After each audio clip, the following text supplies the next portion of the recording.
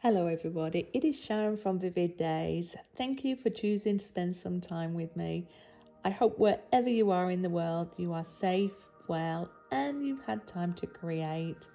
This video is where I continue to explore the squeegee, scraping, swiping, slapping that paint on technique. I've primed the board with purple and I apply my masking tape to create an amazing effect, and I just love this process.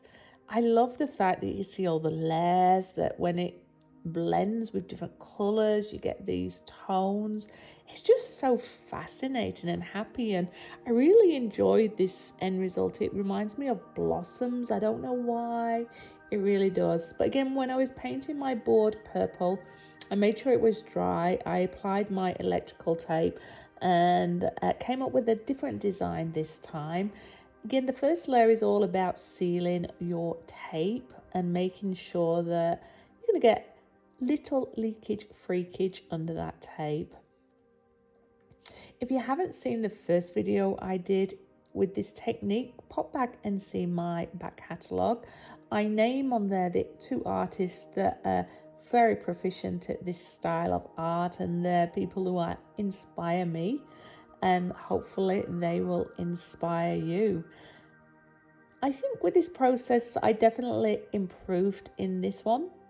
I am knowing about the thinner tape and slowly making sure the yellow is just touching the edge of all the tapes. Now the reason you want to do that is to make sure that you're as I mentioned, stop the leakage, freakage, but it also helps stop any other paint that you apply going under there as well. So it helps just protect your design. I knew that this piece was going to be a purple base, so at the top I knew I wanted a pink or a light blue, and then in between I just work with colors that I think are going to complement each other and not necessarily muddy, unless you are specifically wanting a brown area. I'm using my lollipop stick. Look at this growth, people, growth. I'm using my lollipop stick to spread the paint on my cake spatula, and that just helps me have a little bit more control. And at this stage I'm purposely applying it in the areas I want it rather than just swiping across with it. And by doing it with a lollipop stick, it helped keep my hands clean. I mean, at this stage I've still not learned to put gloves on. I do on the next video, and I'm just sealing that first layer in. Now I did apply a hairdryer on this one more than I did the first one, and that's when I learnt that it's harder when you pull your tape up. If you've got very dry paint, it's going to rip some of that design off.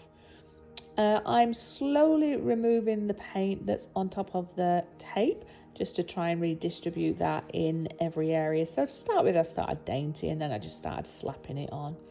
Anyway, thumbs up, subscribe, share, comments are always welcome. Make sure that you showcase your art on my Facebook page if you are inspired by any of either the colour schemes or the design or the technique.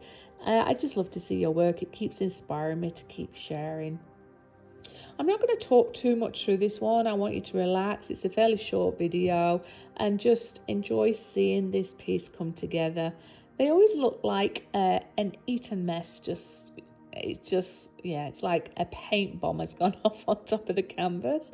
And then when you reveal the purple underneath by pulling off that tape, it just brings it all together, and it just reminds me that you've found some old material or tiles or paint and you're saving them in this picture frame. And by the way, I love that orange with the white underneath. So when you're going to apply two pieces at the same time, if you put white first and then the orange, the white will go under the orange and vice versa. So you create different effects by swiping it one way then swiping it back the other.